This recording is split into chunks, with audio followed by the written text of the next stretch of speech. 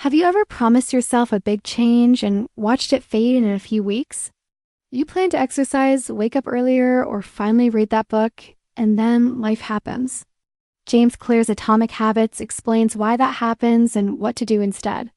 The main idea is simple. Success is the product of daily habits, not dramatic moves. Tiny actions repeated over time add up more than rare bursts of effort.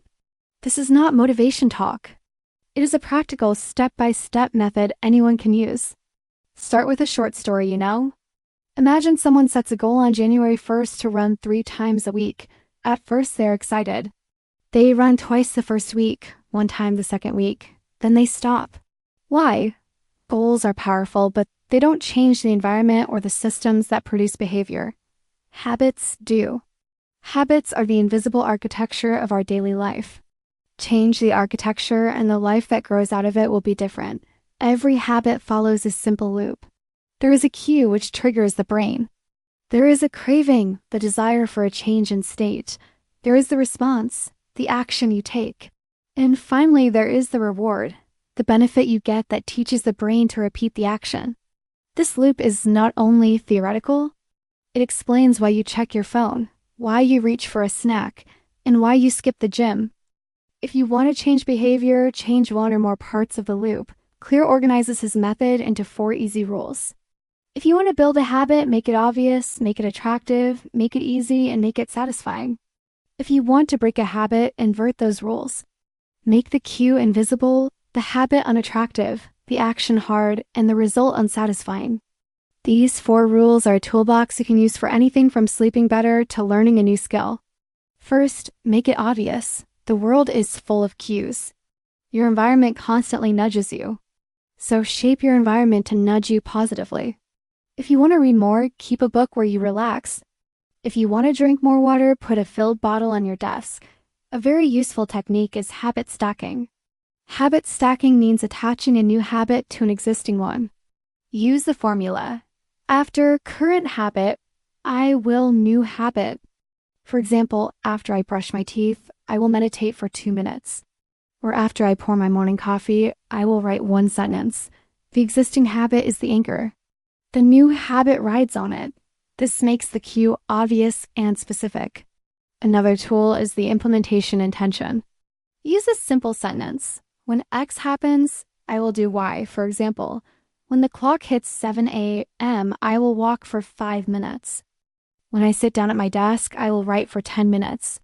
The clarity in these statements reduces decision fatigue. Your brain no longer asks, should I or shouldn't I? You already decided. Second, make it attractive. We repeat actions we want to repeat. The brain prefers pleasure now over benefit later. So pair hard things with things you enjoy. This is called temptation bundling. Only allow yourself to listen to your favorite podcast while you exercise. Only drink that special tea while you study. Also, use social influence. Join a group or find friends who model the habit you want. If the people around you value reading, you will too. We are social animals. Our habits are contagious. Making a habit attractive also means reframing it. Look for the immediately appealing part of a healthy action.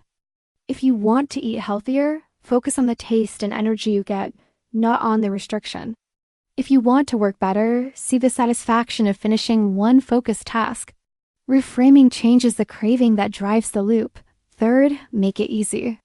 This might be the most important rule. People do not lack motivation. They face too much friction, so reduce steps and resistance. Clear's 2-minute rule helps here. Scale new habits down to a version you can do in 2 minutes or less. Want to read every night? Read 1 page. Want to practice piano? Play 1 chord. Want to write? Open your document and write 1 sentence. The goal is not to do the whole task. The goal is to show up and build the habit of showing up. Small wins create momentum. Make the environment support the easy action. If you want to run in the morning, sleep in your running clothes or keep your shoes by the bed. If you want to practice language learning, put flashcards on your coffee table. If you want to eat less sugar, don't buy sweets. Replace them with fruit. Reduce steps for good habits and add steps for bad ones. If a bad habit is easy, it will win. If you make it harder, it will lose. Fourth, make it satisfying. The brain repeats what feels good. Many beneficial habits only pay off later. To keep doing them, you need an immediate positive feedback. Use tracking and small rewards. Mark a calendar each day you complete the habit. Watch the streak grow. That visual progress feels good. Give yourself a small treat after a workout or a short celebration when you hit a milestone. The key is to make the immediate experience of a good habit feel rewarding. To break bad habits, apply the inverse of these 4 rules. Make the cue invisible. Remove the trigger. If junk food tempts you, don't keep it at home. Make the habit unattractive by reminding yourself of the consequences. Make the action difficult by adding friction, such as storing the snack in a hard-to-reach place. Make the result unsatisfying by adding accountability. Use a friend or a contract that penalizes you if you give in. The same 4 rules work in reverse. A central idea that changes everything is identity. Most people focus on outcomes: lose weight, write a book, earn more. Clear asks a different question. Who do you want to become? When you answer that first, habits follow naturally. Instead of saying I want to run, say I am a runner. Instead of I want to write a book, say I am a writer. Each action you take is a small vote for that identity. Over time, those votes add up and change who you see yourself to be. Identity-based habits are more powerful than outcome-based goals because they change your self-image. There are practical exercises in the book you can use today. 1 is the habit scorecard. For one day, write down each habit you do and label it as either a do, don't, or neutral. This simple awareness helps you see patterns you are blind to. Once you know which habits dominate your day, you can apply the 4 laws to change them. Another practical step is designing habit implementation. Choose one habit and make a plan using the format: I will, behavior at, time, in, location. Keep it specific. For example, I will read 1 page at 9 p.m. on my couch. Or I will do 5 push-ups after brushing my teeth. The more specific you are, the less your brain needs to decide in the moment. Clear also explains how small changes compound into large outcomes. This is the plateau of latent potential. At first, progress looks slow. People quit because effects are not visible, but persistence pays. If you improve by 1% each day, the difference after a year is dramatic. Small habits are the way to create long-term change without burning out.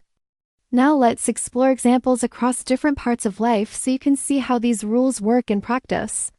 For health, start with a tiny action. If your goal is to exercise more, begin with 2 minutes of movement after breakfast. Do a short walk or a few squats. After a week, extend it. The habit grows because showing up is the hardest part. For productivity, if you want to write daily, begin by opening your document and writing 1 sentence. For relationships, if you want more connection, stack a habit. After dinner, ask 1 question to your partner about their day. For money, if you want to save, make a rule. After each paycheck, transfer a small fixed amount to savings automatically.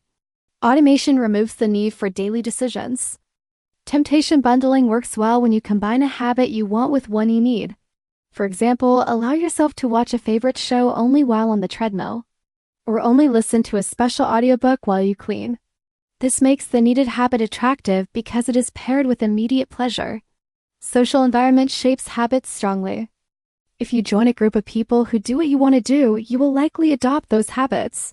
That is why workout classes, book clubs, and study groups work. If your circle values reading, learning, or discipline, those behaviors become normal and easy to sustain.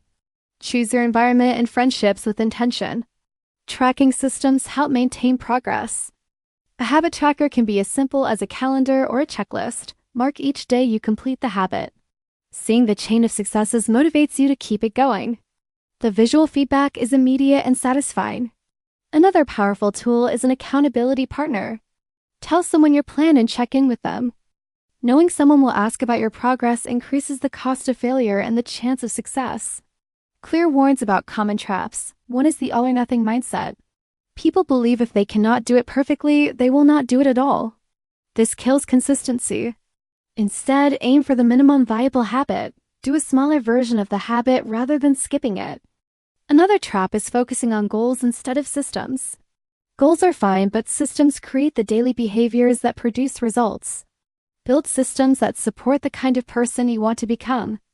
Let's go through a practical 30-day habit plan you can use. Choose one habit you want to build. Start with a micro version that takes 2 minutes or less. Use the habit stacking formula and the implementation intention. Make the cue obvious and remove friction.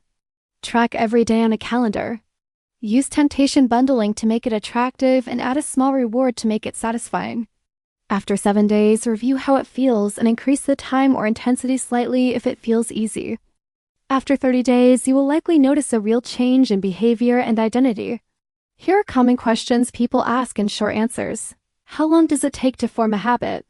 There is no magic number. It depends on the person and the habit. The key is consistency. What if I fall off the streak? Get back on quickly. Never miss twice in a row. Plan for setbacks and build recovery strategies. How do I measure success? Measure systems, not outcomes. Track daily practice, not just the final result. To use this method right now, pick one small change. Design the habit stack. Write the implementation intention. Make the environment obvious. Remove friction. Add a small, immediate reward. Track the habit. After a week, adjust. After a month, assess identity change. Repeat for other habits. The approach works because it is simple and repeatable. It does not rely on willpower alone. It uses design, identity, and small wins. Remember the key lessons. First, habits compound. Small improvements add up. Second, the 4 laws are your daily tools. Make it obvious, attractive, easy, and satisfying. Third, identity matters. Become the person who does the habit. Fourth, reduce friction and scale down to 2 minutes when starting. Fifth, track progress and use social and environmental design to support you. Atomic Habits does not promise instant transformation. It promises a reliable path. If you use the method, you will build momentum and real change. The power is not in one heroic effort, but in repeated small choices. Start today with a tiny habit. Make it so small that you cannot say no. Show up consistently. Over time, the person you want to be will become who you are.